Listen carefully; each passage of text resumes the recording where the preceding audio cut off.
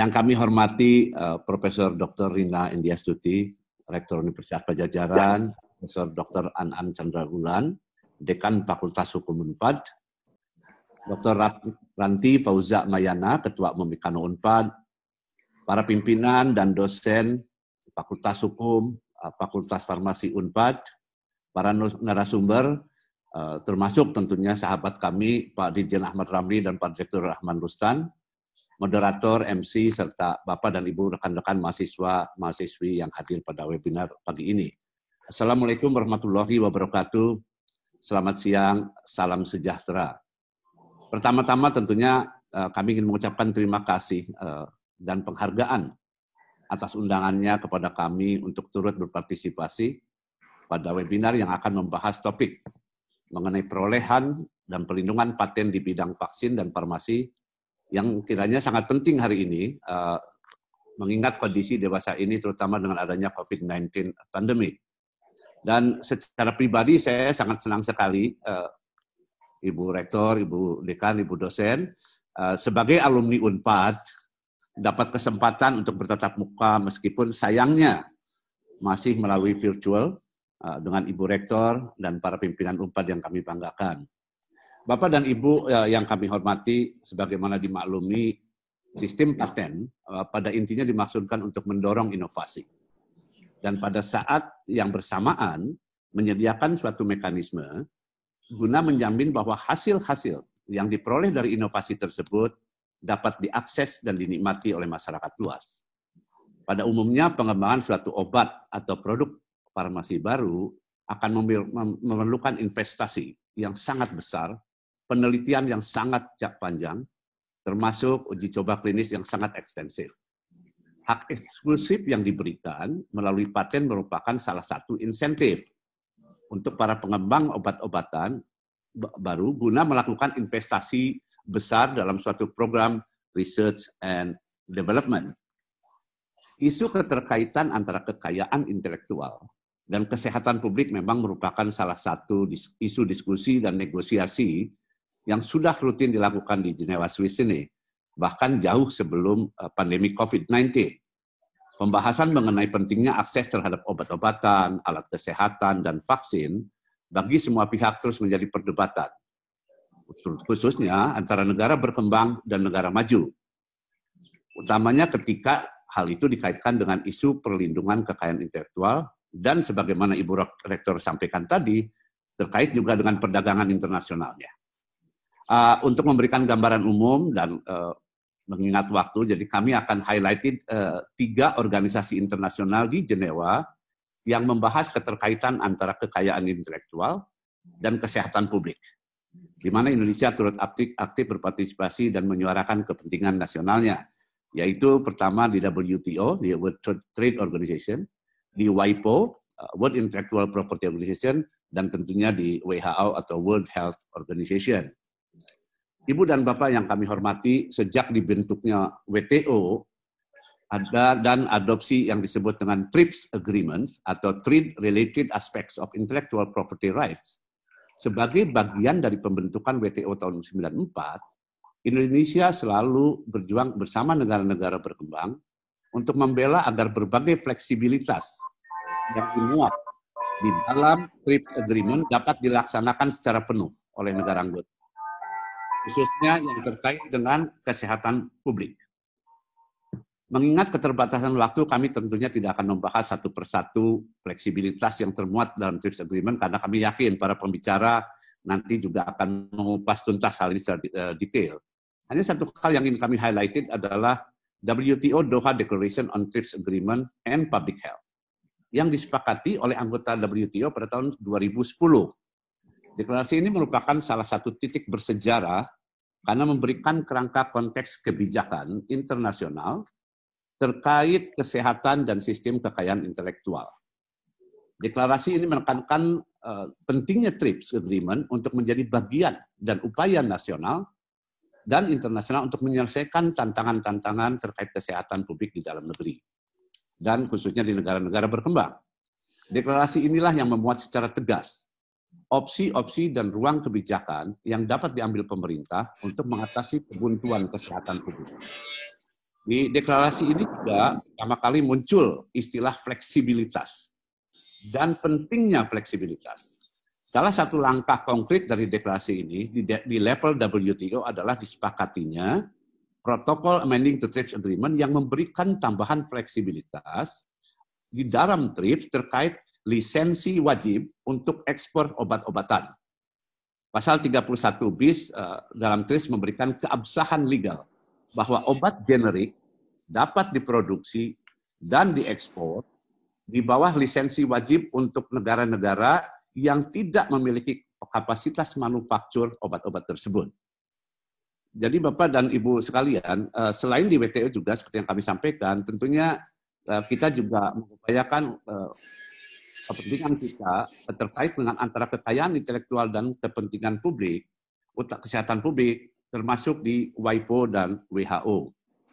Di WIPO, pada Komite Hukum Paten atau Standing Committee on the Law of Patents, Indonesia terus memperjuangkan kepentingan nasional dan negara berkembang pada agenda khususnya Patent and Public Health, serta agenda pembahasan dan pengecualian paten dalam konteks kesehatan publik.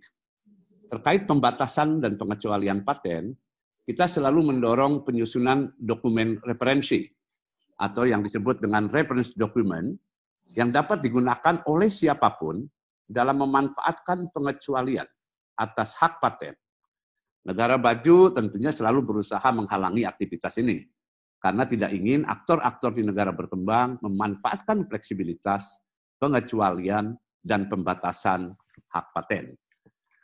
Hingga tahun 2019, sampai akhir tahun lalu, komite telah mempublikasikan reference dokumen, saya ingin kutip ada 3 yang utama tentunya terkait dengan topik webinar hari ini, yaitu Bolar Exception atau fleksibilitas manufaktur, distribusi, pengurusan izin pemasaran utamanya untuk obat generik, meskipun paten obat asli belum habis, dengan tujuan agar pada tanggal berakhirnya paten obat asli, maka obat generik sudah siap di pasar dan dapat langsung diakses oleh publik. Yang kedua adalah research exception atau fleksibilitas dengan memanfaatkan informasi atau temuan yang dilindungi paten dengan tujuan untuk pengembangan riset lebih lanjut. Dan yang ketiga adalah disebut dengan compulsory license atau lisensi wajib berupa fleksibilitas yang memberikan ruang bagi pemerintah untuk memberikan lisensi pelaksanaan paten ke pihak ketiga jika pemilik paten tidak beritikat baik untuk produksi suatu temuan atau jika terdapat kepentingan dan urgensi untuk kebutuhan publik. Misalnya lisensi wajib suatu obat yang dilindungi paten untuk diproduksi versi generiknya, meskipun paten untuk obat asli belum habis karena alasan demi kesehatan publik. Nah, itu yang tentunya yang dibahas dan juga sementara itu di WHO saat ini di tengah-tengah COVID-19 kita terus aktif mencoba untuk bekerja sama dengan negara-negara berkembang dalam rangka mendorong adanya kepastian akses, bukan hanya akses tapi equitable dan affordability-nya obat-obatan dan vaksin yang terkait dengan nanti tentunya COVID-19. Kita juga selalu menyuarakan pentingnya sistem kekayaan intelektual untuk tidak menghalangi terhadap obat-obat dan vaksin pada periode kepemimpinan kita. Untuk tahun ini, sebagaimana dimaklumi, Indonesia adalah koordinator untuk Foreign Policy and Global Health. Kami ketuanya tentunya yang di Jenewa, 7 negara. Dan tahun ini kita membawa tema Affordable Healthcare for All. Beberapa contoh nyata adalah yang kita lakukan adalah melalui joint call WHO dan aktor kesehatan global lainnya yang antara lain melibatkan WHO, Bill and Melinda Gates Foundation, CEPI, Gavi, dan Bank Dunia yang berkomitmen untuk mewujudkan equitable global access to innovative tools to fight the COVID-19 virus for all. Contoh lain adalah kita juga sebagai co-sponsor terhadap COVID-19 Technology Access Pool dalam kerangka WHO yang merupakan mekanisme voluntary pool of rights and technology yang berskala global untuk seluruh produk kesehatan COVID-19. Mohon izin untuk dalam kesempatan ini kami pun ingin mengucapkan selamat dan insya Allah berhasil kepada Bio Farma, kebetulan ada Pak Rahman Rustan, yang telah masuk shortlist Potential Drug Products Manufacturer for COVID-19 Vaccine dari CEPI atau Coalition for Epidemic Preparedness Innovation yang bermarkas di Oslo, Norway, dan semoga melalui kerjasama dengan potential candidate producer, yaitu yang saat ini potensial adalah AstraZeneca dan Sinovac, maka Bio Farma dapat masuk sebagai sponsor clinical trial COVID-19 candidate vaksin. Insya Allah, Pak Rahman.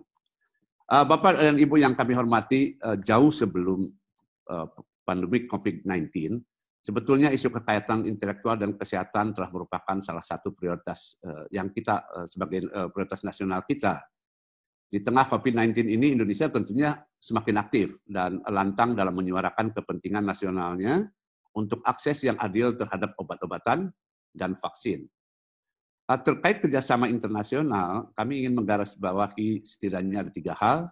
Yang pertama adalah kerjasama internasional harus konkret dan action-oriented untuk mewujudkan akses yang berkeadilan dan terjangkau terhadap obat, alat kesehatan, vaksin, serta teknologi dan produk kesehatan lainnya. Yang kedua, kerjasama harus dapat memastikan bahwa rezim kekayaan intelektual tidak menjadi hambatan, melainkan justru sebagai enabler bagi kerjasama terkait penemuan vaksin, serta akses terhadap vaksin dan teknologi terkait. Dan yang ketiga, bahwa fokus kerjasama adalah pengembangan vaksin, kerjasama peningkatan aktivitas research and development, dan inovasi di bidang pengembangan obat, vaksin, dan teknologi kesehatan, serta memastikan akses atas hasil penemuan vaksin dan obat-obatan secara merata, terjangkau, dan adil.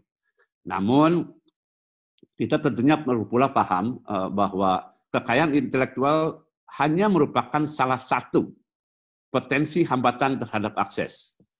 Terdapat beberapa hambatan lain terhadap akses, seperti misalnya kurangnya kapasitas produksi atau lack of manufacturing capacity, hambatan kelancaran supply produk, barang-barang dan produk, serta yang ketiga adalah adanya kebijakan perdagangan seperti pembatasan impor dan ekspor. Bapak dan Ibu yang kami hormati, dalam menghadapi situasi dan dinamika kerjasama internasional dewasa ini, peran lembaga riset dan pengembangan, lembaga pengembangan seperti perguruan tinggi, khususnya dalam hal ini UNPAD, dan lembaga penelitian menjadi semakin penting. Seluruh tantangan global, baik itu pandemik seperti saat ini, atau tantangan global seperti perubahan iklim, akan memerlukan riset dan inovasi untuk menemukan solusinya.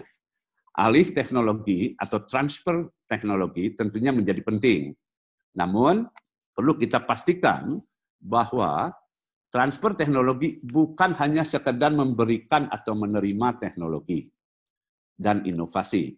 Konsep transfer teknologi yang kita terus inginkan adalah kegiatan diseminasi teknologi untuk aplikasi yang lebih luas, sehingga kemajuan inovasi dapat dinikmati lebih luas lagi, dan bukan tentunya berarti gratis, karena ada yang disebut dengan perjanjian lisensi atau perjanjian terkait kekayaan intelektualnya dalam suatu proses transfer teknologi.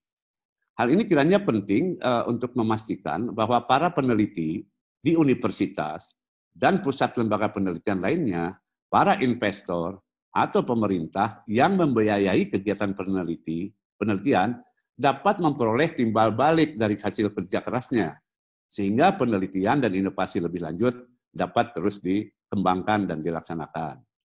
Terkait hal ini, WIPO dan Indonesia melalui Direktorat PKKI di Kementerian Luar Negeri sedang melaksanakan proyek, hanya informasi mungkin, terkait manajemen aset kekayaan intelektual, komersialisasi, dan transfer teknologi.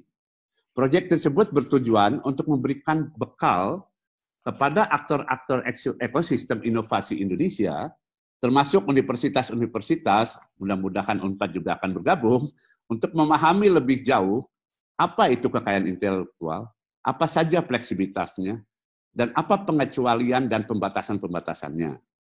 Lebih lanjut, proyek ini juga akan membekali para peserta dengan teknik negosiasi dalam perjanjian licensing dengan pihak ketiga saat inovasi kita akan dipakai oleh industri.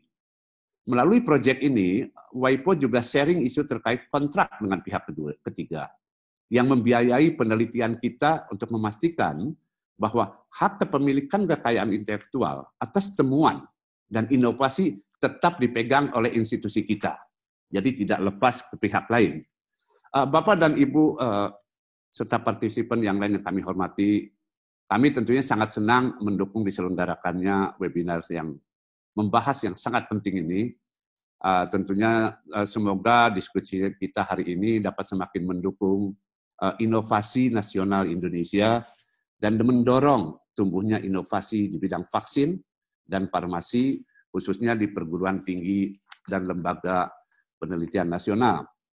Pada gilirannya dapat turut memberikan solusi atas tantangan-tantangan global, tapi tentunya yang lebih penting lagi dapat membantu dalam mengatasi pandemi COVID-19 di tanah air tercinta.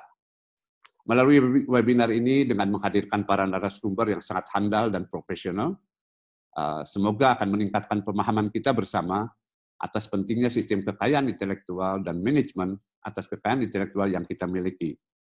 Ibu Rektor yang kami hormati, Ibu Dekan, Ibu dosen, Bapak-Bapak dan Ibu-Ibu yang kami sangat hormati, kami mohon izin perkenannya, karena dengan sangat amat menyesal tidak dapat mengikuti acara sepenuhnya. Kebetulan di sini masih jam 9.40 pagi, dan pada pagi hari ini kami harus menyampaikan pidato mengenai situasi hak asasi manusia di Indonesia di Dewan HAM. Ini sebagai informasi satu-satunya meeting yang sudah dilakukan secara fisikal dengan protokol kesehatan. Jadi mohon izin sekali, dan setelah itu memang ada rencana pertemuan bilateral dengan Dirjen WIPO. Nah, saya ingin hanya merefer kepada yang disampaikan oleh Ibu Rektor tadi mengenai pentingnya komersialisasi hasil riset akademik. Sebagai informasi, 2 tahun lalu, dan sekarang juga masih disediakan, WIPO memiliki program, Ibu, memiliki program yang namanya Commercialization of Academic Research. Jadi WIPO siap memberikan training, capacity building, kepada universitas-universitas di Indonesia, terutama untuk bagaimana caranya hasil research tadi yang adanya inovasi inovasinya dapat diberikan proteksi tentunya nanti pada paten, trademark, brands atau apapun, dan dibantu bagaimana untuk komersialisasinya. Jadi maksudnya adalah apabila ada seorang PhD menemukan sesuatu yang baru, gitu, akan dibantu di training bagaimana hasilnya tidak disimpan di rak di perpustakaan gitu, Ibu. Tapi bagaimana hasil penemuannya itu dibantu untuk dikomersialisasikan. Dan sekiranya Unpad berminat, kami di sini adalah tadi disebut wakil tetap Republik Indonesia. Jadi kami bukan wakil tetap Kementerian Luar Negeri, Ibu. Jadi kami juga mewakili Unpad, mewakili masyarakat Indonesia. Jadi silahkan, dengan senang kami tentunya akan membantu proses bantuan dari WIPO kepada Unpad yang sangat kami banggakan ini. Sekali lagi kami ucapkan terima kasih atas undangannya dari Unpad, alma mater tercinta kami yang telah memberikan kesempatan pada pagi hari ini untuk partisipasi pada webinar yang sangat penting itu. Demikian yang dapat kami sampaikan, atas perhatiannya diucapkan terima kasih. Wassalamualaikum warahmatullahi wabarakatuh. Selamat siang Ibu, Bapak. Terima kasih.